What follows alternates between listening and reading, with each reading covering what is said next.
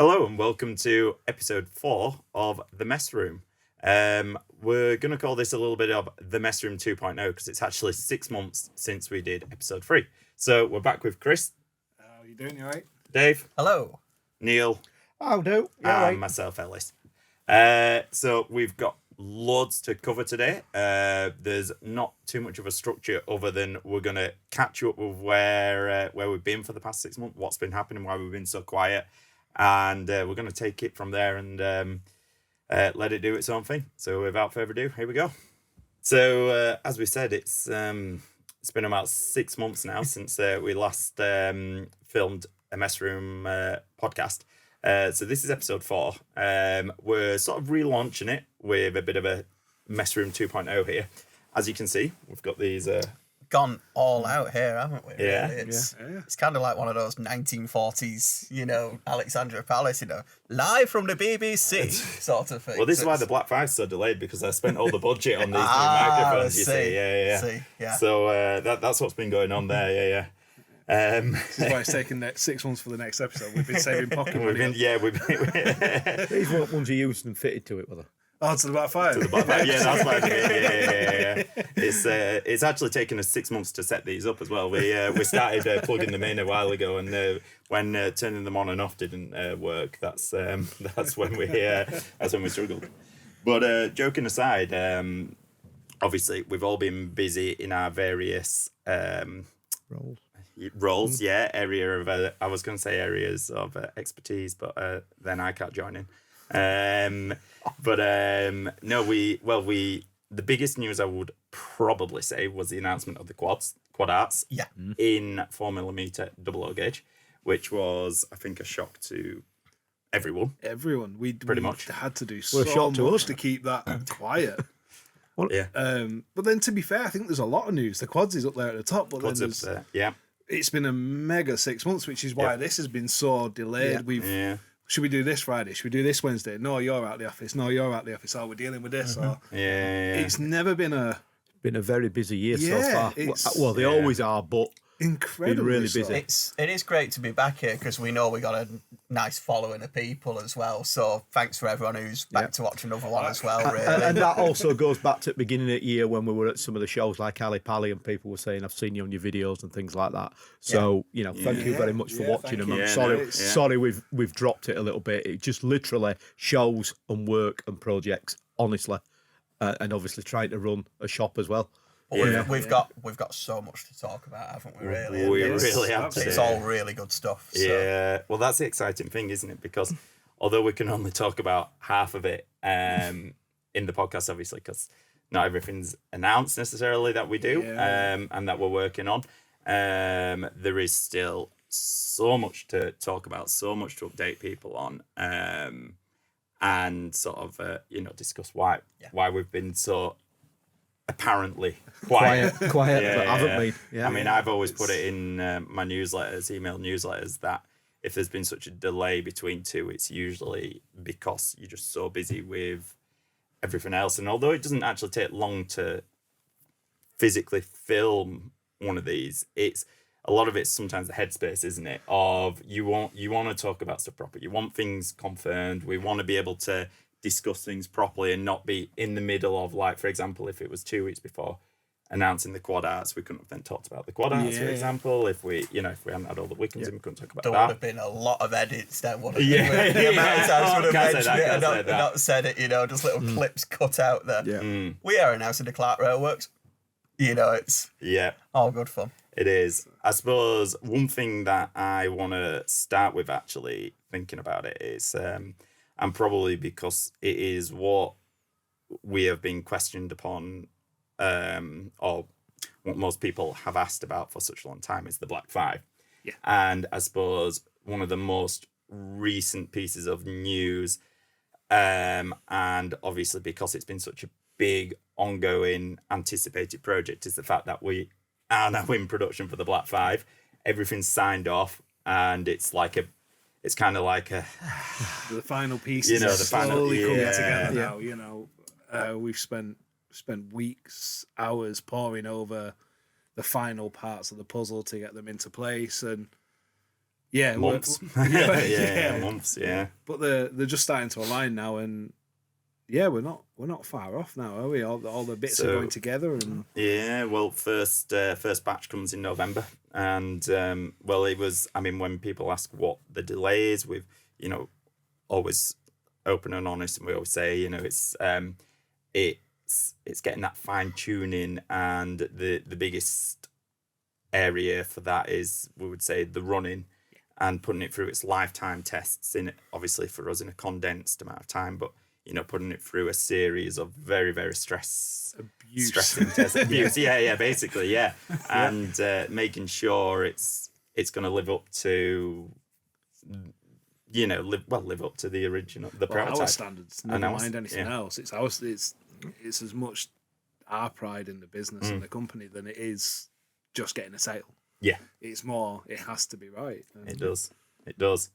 Yeah. And knowing you and knowing me, we wouldn't be able to sleep at night if it wasn't good enough. So yeah, I value my sleep. I need it. And it's one of those as well, isn't it? I mean, it's not like it's some obscure locomotive from Victorian England.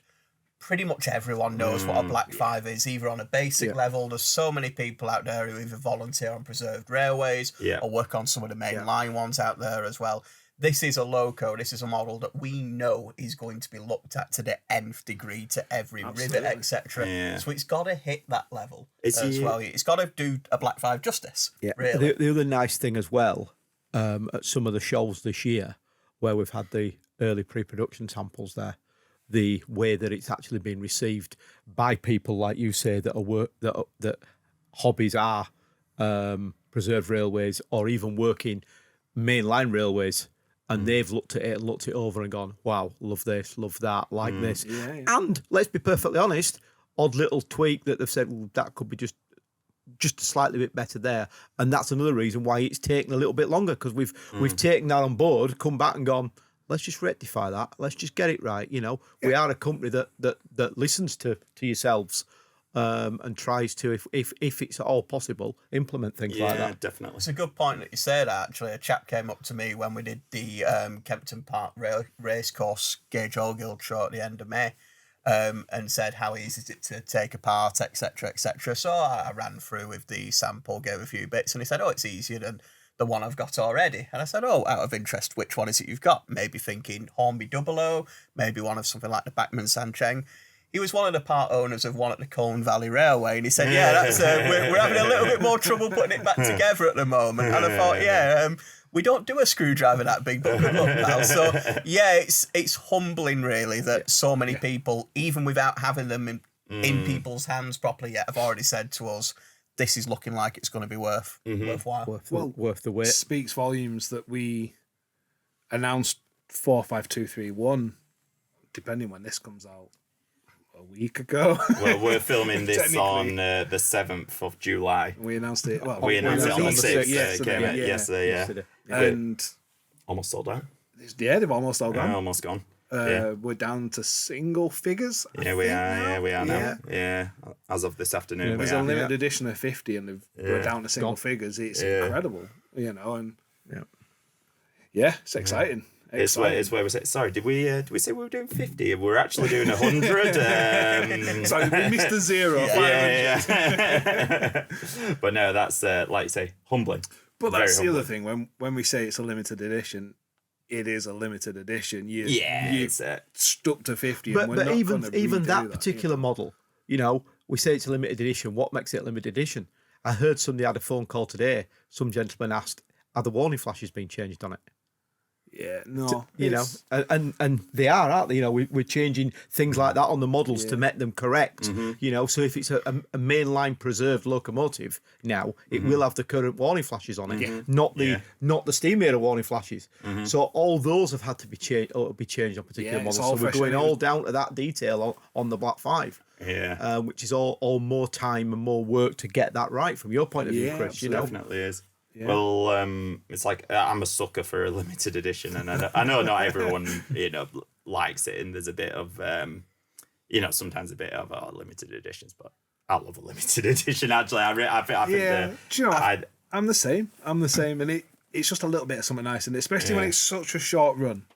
there's just something like I got one of them. Well, it's nice to have one if you go to a club and you've got one and nobody else has. It's nice to have one in it. It's a bit of kudos there at the end of the day, you know. The thing is with this one as well is it is a departure from the Black Fives we've announced already, really. Yeah. Whilst there is a few preserved examples in there, 45379, 5428, etc. This one is a full mainline 21st century workhorse. Yeah. And I suppose that's a good segue into no one really knowing that better at the moment than Chris out of us four. What have you been doing, Chris? What have you been up to? Allegedly getting paid just to ride up and down on Steam transfer. What sucker's been paying you for that? But not only that, where were you? So we managed, by very good fortune of some good friends at both Locomotive Services Group and Ian Riley's, we got the very, very unique option to record both 5231 and 5407. We did 5407 up on the West Island main line, or West Island line, sorry, the extension. That must have been a hard week, Chris, for you, that. Terrible. Oh, was that the week we were at Kempton Park working? No. Oh, it was that week. Oh, that was the week. And then, now we're loading vans up. so we did Fort William to Mallaig with that, and that was hard terrible work, painful. And then I went straight from that to Crewe, and we did 5231 on the Lakelander tour. So we got that up the West Coast main line, round the Cumbrian coast, and back to Crewe. And again, you've got, when your head gets a little joke in it, you see your little smirk going. I take my opportunities where I can get them, but I do want to mention as a slightly serious note, this isn't post-production, by the way. You can see us turning green with MVA. That's not been put on afterwards. It's actually happening. So, well, we sat on the M25 for about 2.5 hours in traffic jam. Do you remember whilst you were doing that? Well, to be fair, was a railway bridge, so we watched a lot of Chiltern Railway units. True, to be fair, I was up at 3:30 in the morning and didn't get back till 12 o'clock at night. It was a long day. I mean, the fact that I was on the rail tower as well. But So as well as the personal side of it, we did get some absolutely fantastic recordings, didn't we? The drivers on both engines were just phenomenal. They made the engines work within fair limits. We've got some outstanding, fair to say, probably the best recordings you'll ever receive of two mainline Black Fives. You're going to have both these engines and doing more than 25 mile an hour with some weight behind them. I think 5231 had load 10 with a 47 on the back, and it was working. It was really working. And like the Wickham project, we say this about the Wickham project that Paul Chester did for us. It was incredible. Yeah, this is just going to be something else. Paul's done this one again as well. Paul's working on it. Both myself and Paul went with the recordings, and I assisted Paul to capture the recordings. And then, Paul's doing the project for us, and he's working through some nice features and bits and pieces which will come out in due course. Yeah. And if you don't know Paul as well, he is one of the names in British DCC sound, really. And that links back to what we said before about the Black Five. It's got to be the best. Yeah, it does. It does. That's why. We're having a bit of a joke saying it was good days, etc. But it was a lot of work, and through some great contacts. I was for the recording with Paul. We were putting 12, 13, 14 hour days in, but again, the guys both at Ian Riley's and LSL were just incredible. They looked after us all day. They nothing was too much. Yeah. Microphones went where they needed to be. Yeah. Obviously within loading gauge and safety limits, but they just couldn't support us enough with getting the recordings. But that's the same level of pride that we have, that they have. They have pride in their engines. Yeah. 5407 got a Stanier whistle put back on it. Specifically recording session. They up until that point had a chime whistle on, and it divides opinions. So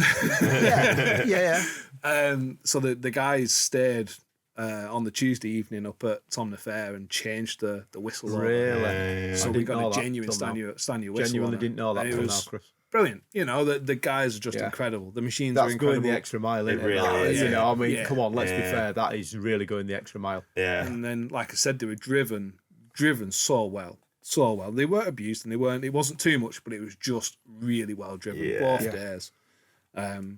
My favourite bit still is was all the pictures and stuff coming out on Facebook of railway photographers taking pictures. Why is there this massive microphone on the front of but the other bit that got me on that was as well on the Facebook post that people were putting, because obviously nobody knew that it was us, and it were like, first one were like, what are these microphones doing on this Black 5?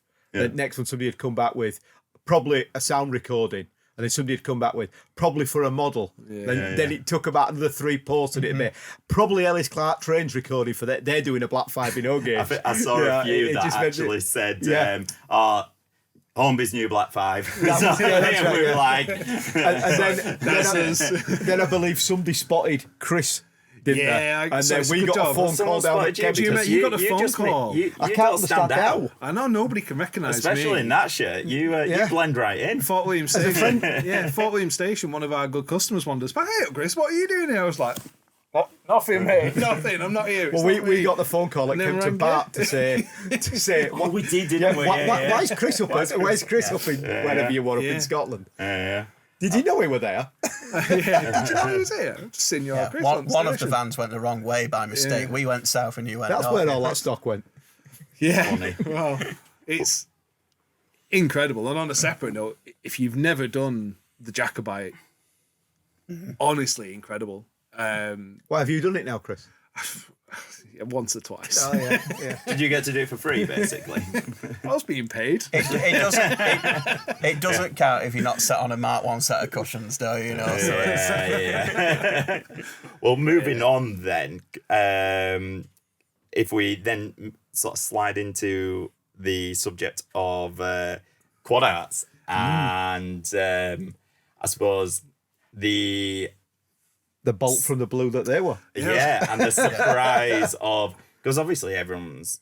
when we put out... I think we put a teaser out in the morning on Facebook saying announcement, I think it was 12 p.m. We said that's when the announcement will be going live.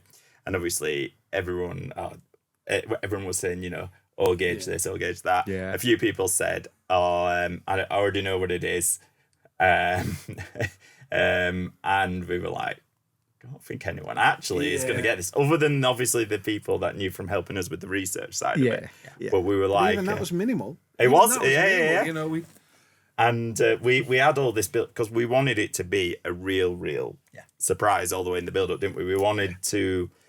It's like we said in the... And if you haven't watched it already, we've got the announcement video on our YouTube channel for the Quad Arts, which Adam did for us, which was...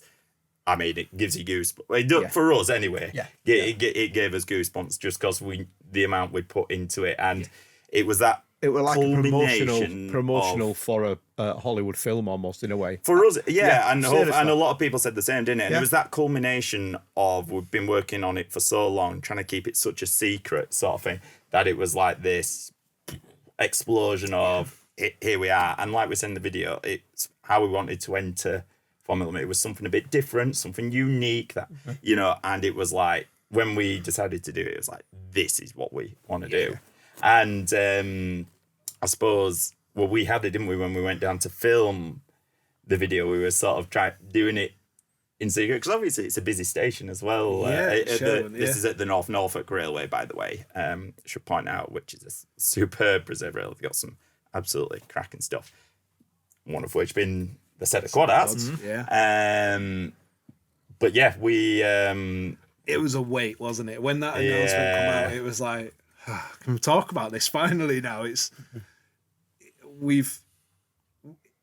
you say, we wanted to make an impact with it, and I think letting it go a bit too early or telling too many people and letting it slip out, because Chinese whispers get around this industry so quick. You let one little secret come out, and suddenly you've got a range of 40 items, and the pressure of researching them, talking to the right people, with all the people that have helped us out with the research, it's been hard to talk to people that know about this subject or the subject of the quad arts, but not to, not spread that information around too far, and keep it within our close-knit sort of system of working with various people, and trying to work with the railway, and the railway were incredible. The handful of people that didn't let it slip. Yeah. And especially when it is quad arts as well, is it's not like, as you said before, it's something distinctive. You know, the amount of feedback I've had personally saying it's been a long time coming, and I think you guys can probably confirm better than me, but when you talk to people, we say, look, we're doing quad arts, we need help with the research, people then themselves get passionate on it and say, oh, finally, I have actually been after a set of quad arts myself, and that sort of thing. And it's, again, it is a model we can do justice to, isn't it, really? That's the thing. It's got to be something we can make extra special, and 100%. It is. Yeah. It really is. And it's exciting, isn't it? It is, because that model's going to be a model that's going to be on your layout, and you're going to be passionate about it yourself. It's going to be probably, I'd like to say, and I think I'm right in saying, probably going to be your prize coach. It's going to be the one you want to show your friends, whether they're railway modelers or not. It will be a piece of work that you'll go, wow. So, and again, we're sorry. No, please do. We're in a really fortunate position. We've got Nikki who works for us, and she's just phenomenal as an engineer. And that's what the quads need as a model.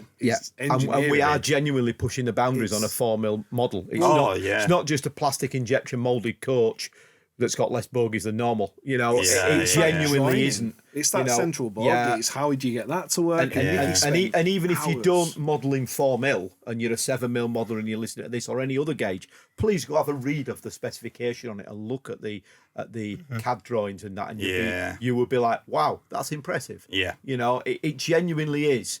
We're trying to push what we're doing in all gauges that we work in. Yeah. As far as possible, you know, within limitations of, there is some cost limitations, but some of it's not the cost, it's down to what the factories can do and what can be physically done, how thin you can go, how brittle can something go, what plastics can you use, what metals can you use, how do you move them together, etc. We are trying to push boundaries rather than just doing what is the norm. If you know what I mean, as a company. Totally agree. The other thing I'll say there as well as go and look in your own time, come and see us at the exhibitions as well, really. Those of you from more of the sort of O gauge background will know that we take all our latest samples, etc., to the shows we're doing. But we are going to be doing this with the quads as well. We will, have physical samples when they're starting to come through. We'll make a big thing of saying people, look, you can come and see them in the flesh, etc. Am I right in saying we might have one of those by end of year? Possibly. Yes. By we're the meant end to of have the the year. first sample in I didn't want to put you to October. I'm more saying towards end of year. I thought it was a bit fairer on you then. Yeah. Towards short season. So hopefully, we might have something for Wally or something like that. Hopefully, all being well. Not guaranteeing it, but all being well, we should have some sort of sample. Yeah. And then it just sort of goes from there, really, in terms of we'll have them in stock for next year. And I suppose it's just another one to the lineup of unusual items and sort of different ones, a bit like the Wickham in Ogre. You've forgotten about the Wickham. He's unusual. Well, yeah, and I suppose that's where I was leading on to next is the Wickhams, because with it being 6 months since we last did one of these, the Wickhams have been coming into stock. They started coming in February, March. We had them at Glasgow, didn't we? First ones we had at Glasgow show. Right. Apologies. We did. We had but there first were batch. There were no sound fitted ones. There were just analog just maroon ones. Yeah. We wanted a batch in for end of Feb. So yeah, you're right. But again, the Wickhams and the feedback on those is, I suppose, because and there's so many areas on the Wickham that was a challenge, is different. For example, you've got this massively open design of the Wickham, where I'm bearing in mind, again, like we say, the motor, the chip, the lights, all the electronics is in the actual Wickham, not the trailer. And there's one thing saying it's in them as well. It's in them without changing any engine bay or any seating or anything. Everything's correct on it. Yeah, well, it's almost sort of Schrodinger's model, isn't it? Really, on one hand, there's nothing to it. On other hands, it's been a bit of a nightmare. To it. It's even both. I mean, if you've never seen a Wickham up close, next time you're at a show or go online and have a little look at the videos we've done on it, almost looks like a 4mm model in 7mm. Yeah. It genuinely, Even you when know. I test them, I still got to put them on double O track. I'm like, oh, yeah, no. they're tiny. You know, I mean, the motors are smaller than what's. They're basically like an N-gauge motor in a 7mm locomotive. Yeah. You know, so everything's had to be condensed. And then somebody decided he wanted to do sound in it as well.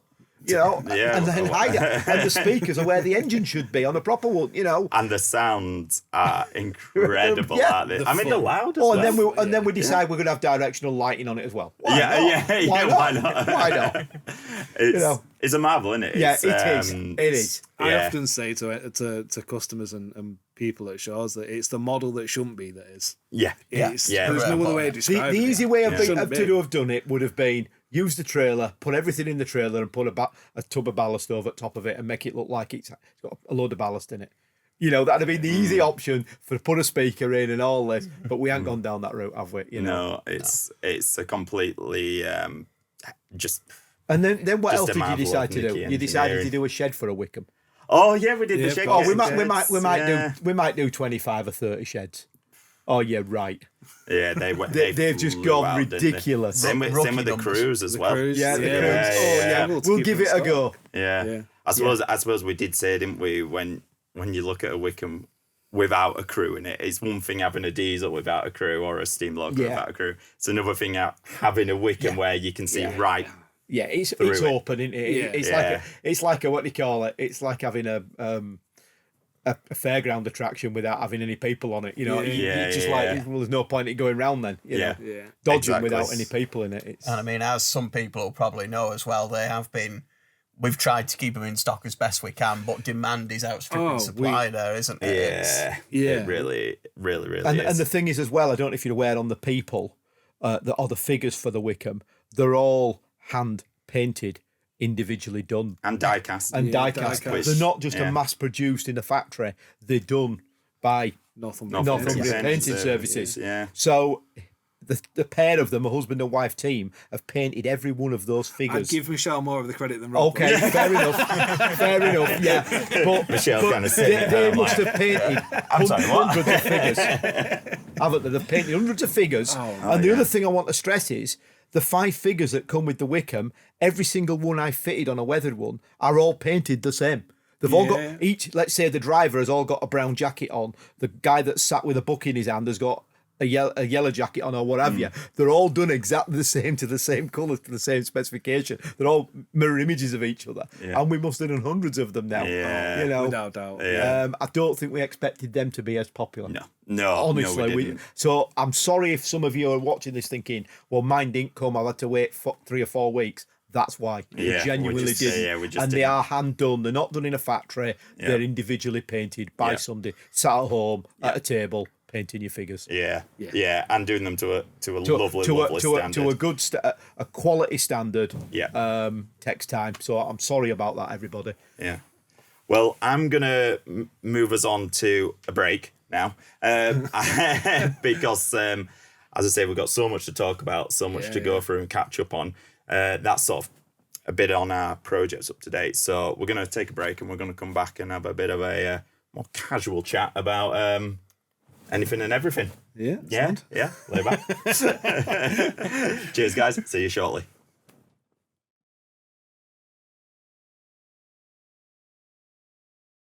Hi guys, thank you very much for tuning in to part 1. It's really good to be back. We've missed doing this. The feedback has always been amazing and we really appreciate it, but we want more comments from you. We want to know what you want to see, what you want us to talk about, is the things we're missing. How can we improve it? Let us know. Drop a comment below and we'll try and get it in for the next episode, which is going to be episode number 5. That's enough from me. On to part 2. Enjoy.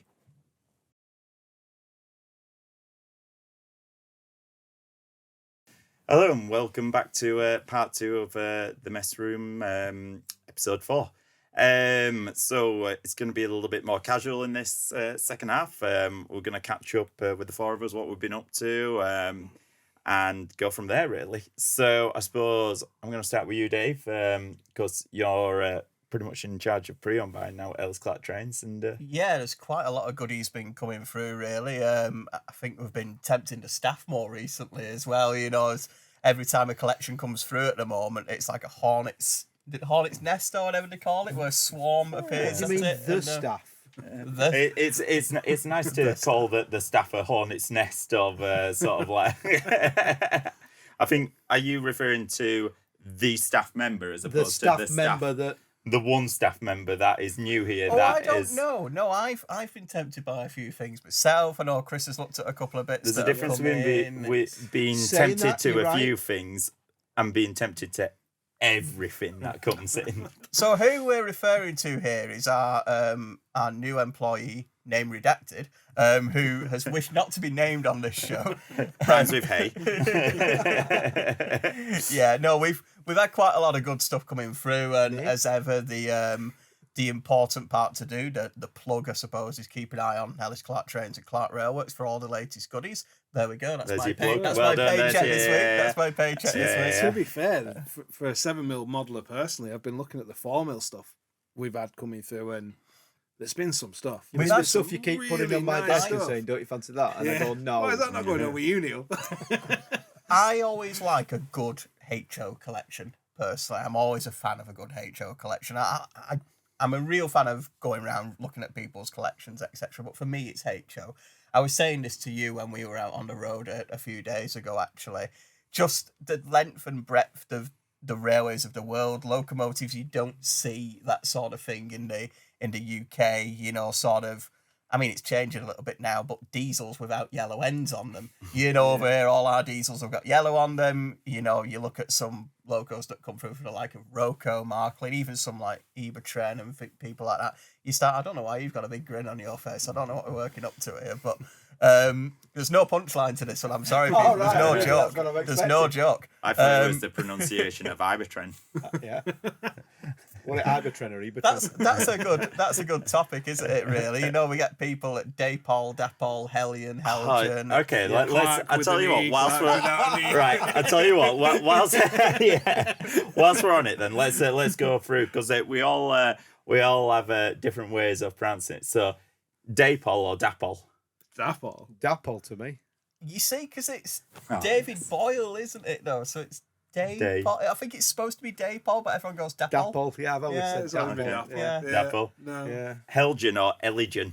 Now, in Danish, I'm sorry, I'm looking like a right teacher in this. I'm like, well, actually, V-trains or whatever. What were that one? Helgen's an interesting one. Well, let's do Helgen first. Go on. Because in Denmark, apparently, and this is going to get the comments going saying you are chatting rubbish here, but, more than usual. Yeah. But I think it's a silent J, so it's more like a Hellion. I'm pretty sure it is Hellion. It's Hellion. Is that how it's meant to be? Okay. But it's just us typically being lazy, just going, it says Helgen. Well, it's like Brits going on holiday, isn't it? You know? Yeah, you are. Two DOS beers, please. Yorkshireman tries to say Helgen. Yeah. Like just that. speak louder at the box and it'll be fine. So what do you say? Vi-trains or V-trains? Yeah, you see, that's always been one as well. When they were being produced, people used to say all sorts of names for them. Yeah.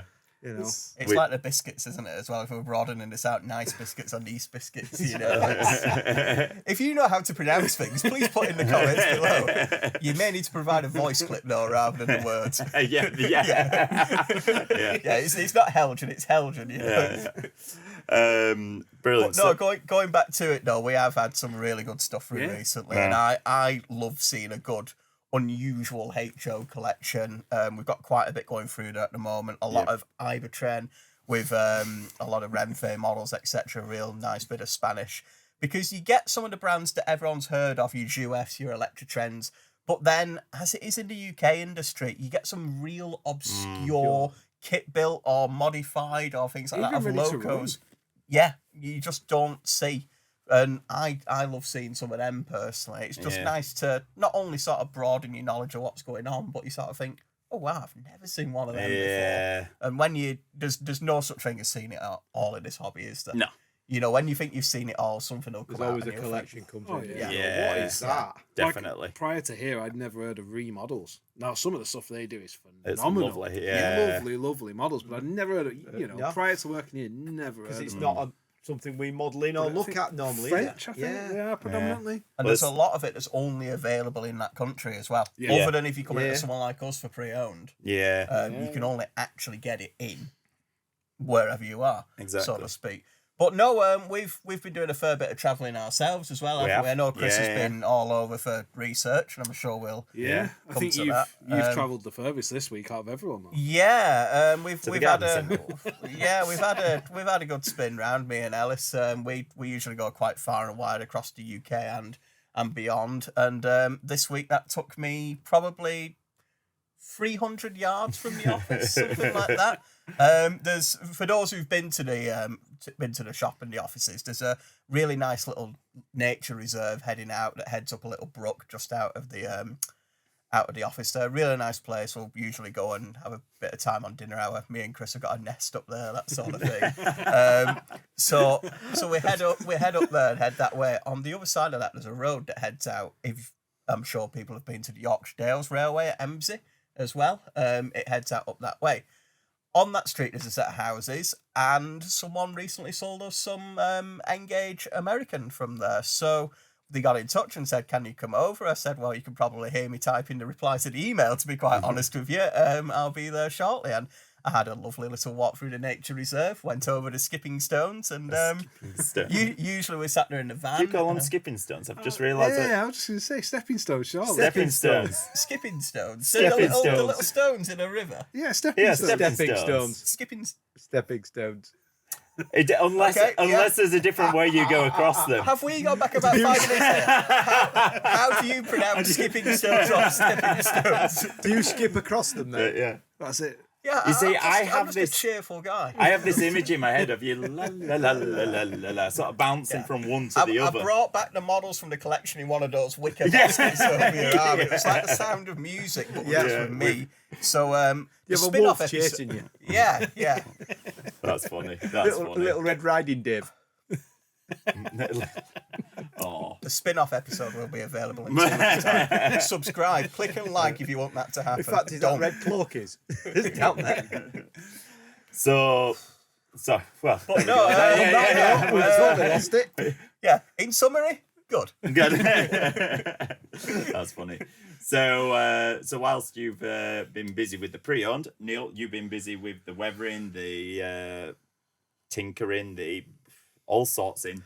Really, because you've been doing a lot of different stuff, especially with the Wickhams coming in. Yeah, we've done a heck of a lot of Wickham weathering, which have literally with all the different liveries as well. It's nice to be weathering something in Southern Green or or yellow, Engineers yellow or something like that, rather than just black or BR green as normal. Yeah. So I've done a heck of a lot of Wickhams, and once again, heck of a lot of them fitted with crews as standard, straight from ourselves.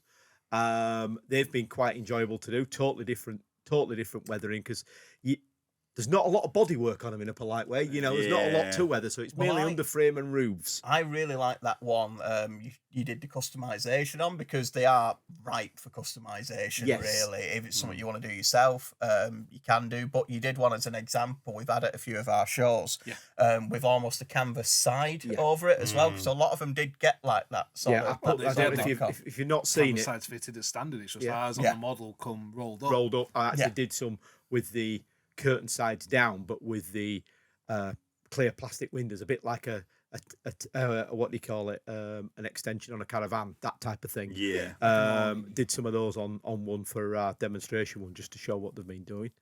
They're like, and then done quite a lot of pre-owned, some pre-owned that we've had in, some little just let's say some rectifications that just makes them a little more desirable and just brings them up to a good standard.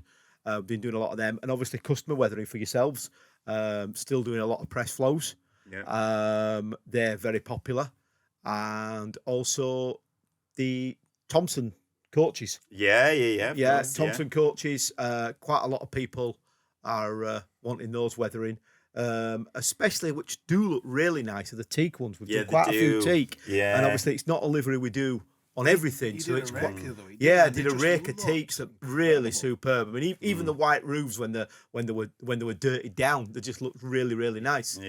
So we're doing them. We've also been doing a few diesels recently, haven't we, Dave? Yeah, that's one thing. Sort of we've had quite a lot 1960s, of. early 70s diesels. You know, we've been doing quite a few of those. If it's not already been made active on the website today, there's one that's gone up, which is Class 45 Peak. The Royal Signals, I think it's really. Royal Signals or something. I think it is. Yeah, really nice sort of 70s bit of grime to it. But coming back to the Thompsons for a second, that's something I think we've all possibly forgotten. Is since the last mess room, we've actually had the final Thompsons in as well. We've had the full brakes. Oh, of course. They came in the blue full brakes. And such. And I think they've been in a few magazine reviews. They do look lovely weathered. Yeah, they do. do. Really do. So if you're a person that maybe doesn't buy coaching stock because maybe you're a 7mm modeler and you've got a depot or something like that, or a parcels depot or a shunting layout, you could justify a blue Thompson BG, and they are nice. You know, maybe the largest sort of wagon you'll own, but it's one of those you could justify. One of those. They're really nice. And the other thing we've forgotten on that, I know we're going off a bit of a tangent, is we've got the working buckhead drophead couplings in again. They're back in stock now, aren't they? How do you pronounce that? For sure, dropheads is what we call them, isn't it? They're back in stock now because we're completely sold out, didn't we? Yeah, first run just flew out, and we were trying to sort of keep up with demand on that, and we run out, didn't we, again? And don't forget the little adapter plates. Yes. Yeah. Just a little quick one on this. If you are buying them and you're putting them on Mark 1s, please ask and say to the staff on the phones, you're fitting them to Mark 1s, we can get you the right adapter plates, or you're fitting them to Thompson's, or you're fitting them to another brand, and we can try to help a little bit with adapter plates. Please ask us, because sometimes it's things we forget and maybe you don't know to ask. So if you are buying any, please ask us for the right adapter plates, and we'll try as best to work with you. Or if you're not sure, ask myself or any of the other guys, and we'll advise for you, because it makes your modelling easier, and obviously it's easier for us then when we're sending stuff out and getting them right for your first time round. All of us have done a few in the office of various different types of vehicles just to see how they work and how they fit. Some common ones you think are going quite well, like your Mark 1 coaches, etc. I know some people have been fitting them to things that don't have Buckeyes in real life, but still they're a good coupling to have on your coach or your wagons or that sort of thing. So if you're feeling confident, please do give it a go and let us know the results if you think it's something you've not done it to before. But otherwise, if you're just not quite certain, do give us a shout. You know, as you've probably guessed by the whole point of this podcast, really, we're pretty approachable. We're easy to talk to, you know. So whether you want to see us at a show, whether you want to fire us an email, give us a bell. Come in the showroom. Yeah. I think it's fair to say, back to the weathering, just as a quick one of my favourite ones you've been back on with, it seems to have had a reprieve, is the Suburbans, the Mark 1 Suburbans. Yeah, I've just done one today, actually. You've done a couple, you've been doing a couple this week. They're one of them coaches, they just surprise you because you forget about them a little bit, because the Mark 1s and the Thompsons overshadow them. Is that when you were laughing at me putting hinges on the other day? It's the most laborious job ever, but it improves them. It improves them no end. But they're one of those coaches we seem to have in the range that it's a little quiet behind the right. They just trickle out and do their own little thing and never seem to get the limelight, really. No. Which you could say is a bit like the coach in real life. Yeah, the real one. Yeah, absolutely. But it's always nice to see you having a couple of them just on the shelf whilst you're working through them. Oh, yeah, Suburbans. Forgot we do them. They're really nice, actually. Yeah. Suburbans going out. Yes. Yeah. Exactly. It is. So I don't suppose there's too much you can talk about, because all your job is obviously, well, you're the researcher, so you're researching stuff. So I've been looking at. Yeah, exactly. But there's not a lot. But what can you what have you been what can you tell us, or what can you tell? I suppose because it is 6 months now since we is there anything that we've So obviously we've announced the quads. Yep, that's the biggest, I think, announcement product we've had to date since the last podcast. Obviously, like we mentioned earlier, I was out and about with the guys from Riley's and LSL doing the Black Fives, recording them. Yeah. You've done all the nameplates and stuff for the Black Fives, haven't you? That type of stuff, little things like that. Work anyway. We've worked it through. And you've been cross-checking not numbers, but actual sizes and that as well. Working through the artwork, making sure that's all correct, and the usual stuff that follows through. We've been back out on the road for different projects that are to be announced. And it's mine's the shortest probably segment of the lot. Really, it's like we're doing loads, but then again, you're also at shows as well. Normally running the the new side of the stand, let's call it, the coaches and the Black Fives. I get the hardest side of the stand at exhibitions. Yeah. I'm constantly busy. You guys only stand there and sell stuff, and I've got to talk to customers. Okay. Ooh. Next time there's a Jacobite on. Is that the one that has trolleys that you just push against the wall and that's it? Yeah, that's the one. Everything rolls into place. Ironically, it's still the longest to set up out of all of you. When we did Barnsley, you and me, I was the one that was finishing after you. Were like, "Come on, Chris, it's time we got." I'm like, "Yeah, 2 more boxes to do." Other than that, but you're always there at shows 9 times out of 10 to be approached on things or asked about a product that we're producing now. What are we doing about this? What's this go together like? We had a chat ring today, and he said, "I want to do a model of 45156, but as 45337, which is in our range twice, but during its preservation years, it carried the Ayrshire Yeomanry nameplates and ran around as 45156. We wanted to know which was the best option." So, just helpful little bits of information like that, where you can go, I remember reading about that, and I know that did that. You want this one, because it's when people ring up and ask, which Black Five do I want? You don't want to missell them. You don't want to. No. Just give them the one we might have most of. Just get rid of that one. You want to support the customer. You want it to be the right one for them, don't you? You want them that when they get it, they go, "Wow, yeah, this is the one I wanted.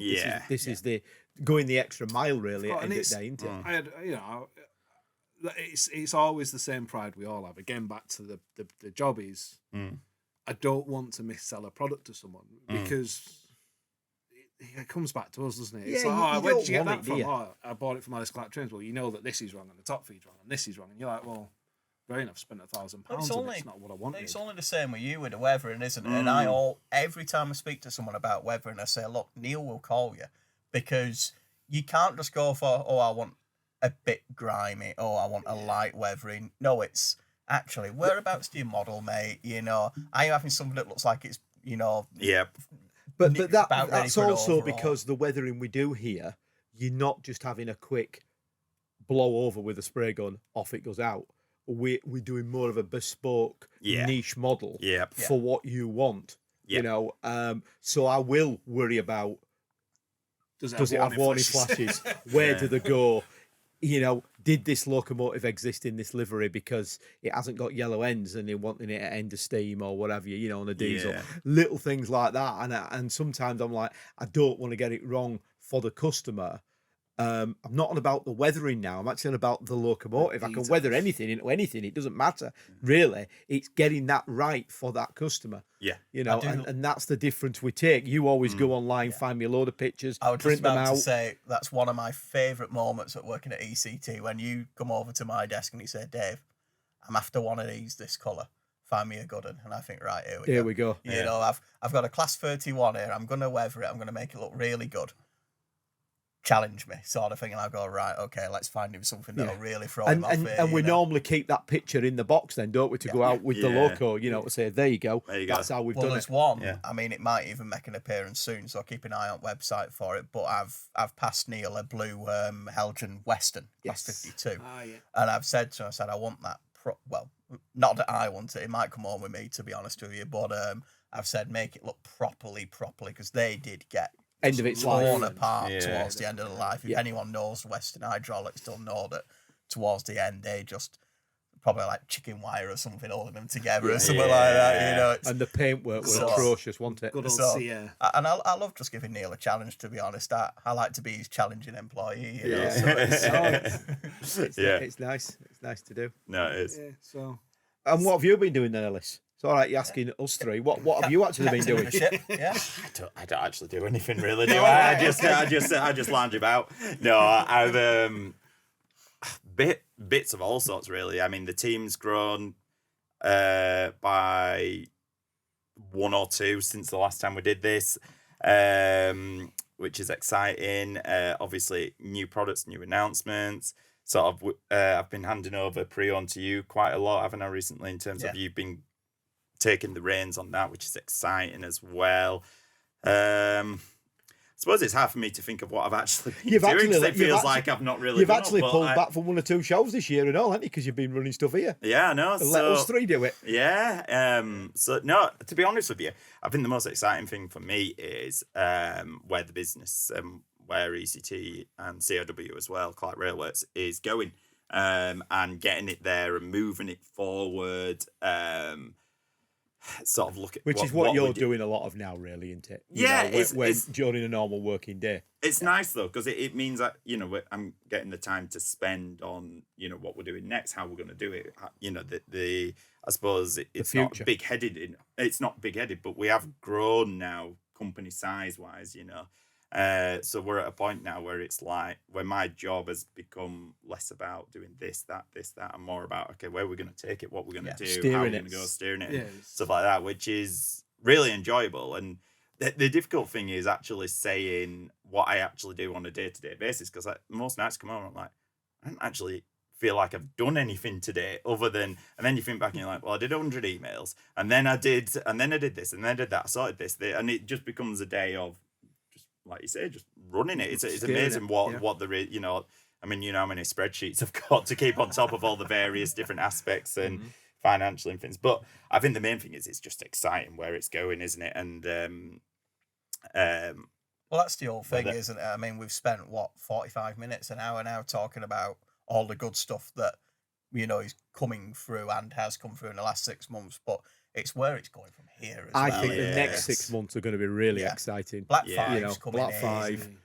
Pre-production samples of the quad art. Other stuff we can't talk about. Well, there's been a lot of people asking on Facebook, etc., saying what are you announcing next. Well, that's the thing. I mean, this is the thing. And we were talking about what can we fit into today, because we could talk forever, but we've got Sharks and Hoppers, which are progressing, and there'll be a newsletter on those at some point. Pullmans are progressing really nicely now. We have something of those. We'll have samples just to show probably in a month or 2 of those. One thing, unfortunately, we're not doing a summer show this year. We were talking about that where it's just originally we did it because it was just after COVID and there weren't any shows, and it was so popular we did it again. We will be bringing it back. We'll be changing it, adapting it, making it better.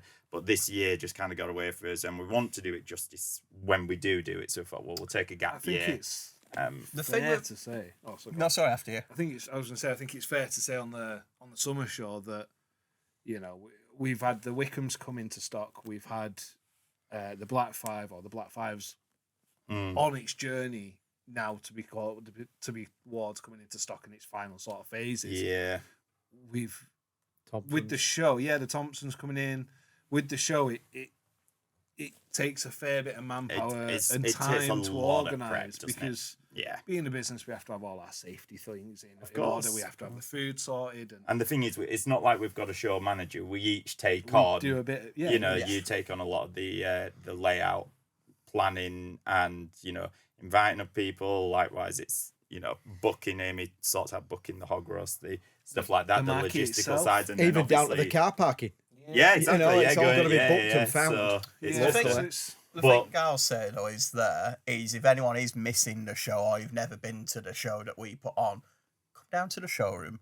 We're here. This is where we film it for starters. We're actually in the showroom right now, but we've got huge amounts of all gauge on display. We've got all various models of all various scales. It's all the stuff on the website and even more besides. Yep. And the thing is as well is we've laughed and joked about Ellis's coffees before.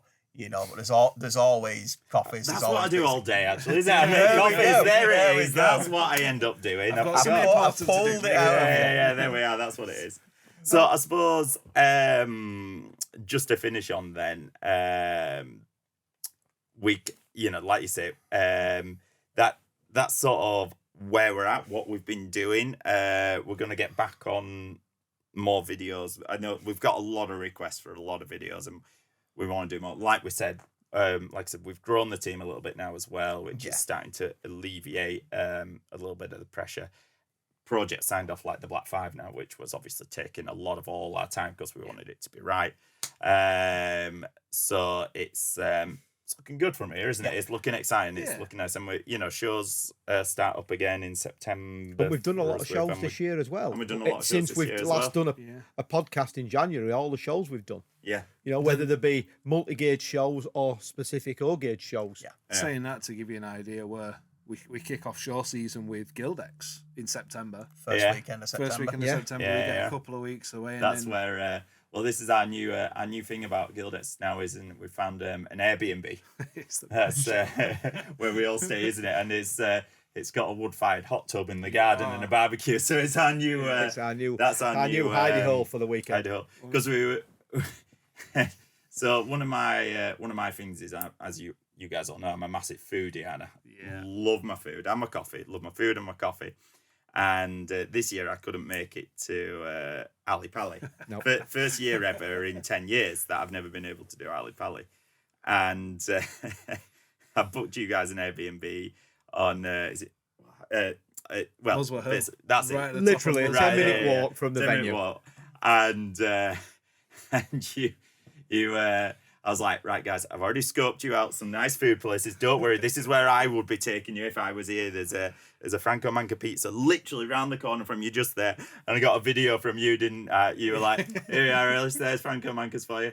And there's a kebab shop. Look where we're going. And then I get this Michelin picture. star kebab shop. It was a good kebab shop. It was all right. You went and got these takeaways and took them back up to the room, didn't you? And there's just you lot sat there sort of thing. And I'm like, Slumming out. what's going on? But you managed to find a right little gem of a place, didn't you? Or are we not? It's a secret pub. Yeah. We had a bit of a look around. As hipster beer venues do happen between us sometimes. There's hipster and then there's hipster. This was in the guy's This was on a back street near Muswell Hill in a sort of a 1930s prefabricated garage. Well, I say like a prefabricated. It was a prefabricated 1930s garage, and it was to the point. This is in the centre of London, and you think, oh, this will be London prices, and okay, I think we paid £5-6 for a beer, which but it was in a nice today's place. climate, it was a nice place. It was very sort of very tranquil in that the sort of local Bobby came in on his push bike. On his push bike. He was stood there. Had you gone back in time as well? I think we might have done, yeah. But I was it was expecting a bit someone of to start a cigarette. And he would having a glass of Ribena or whatever it was, orange juice. I hope pint it were of that, Ribena. watching football. Brilliant. It was a good do, and then we went back and played Railway Top Trumps or whatever you brought. Are you still playing that? You know them all off by heart, though. That's the stupid thing about that game now. There's no fun in it. I've problem got several is sets now. So Chris mixed it up for Stafford. Chris has got, I think he's got the Great Western Railway. He's got a 1980s one. I've got one that's in Hungarian or something like that. I've got So a we'll have Seven to have Valley a go Railway at set. that I've one. got an original BR diesel period. Can you set. mix them all together? Oh, we can do if we want. I mean, let's have this at Stafford. We could do Top Trumps. In fact, I think that's where we started it last year at Stafford. Did I not ban them last time we went to Stafford? I think you got annoyed because I kept winning. Well, yeah, because you knew. Oh, you've got that one, but known by like the brake horsepower versus. Yeah, funny. It's a good reason to have train knowledge, you see. Yeah. It's good for work, but good for Top Trumps. Fantastic stuff. Well, I think that's where we're going to leave it for today, guys. So really good to be back. Thank you so much for watching. It's sorry again for the delay, but it's nice to be doing this again. Neil, Chris, Dave, thank you very much. Thank you for watching. Until next time. Cheers. Take care.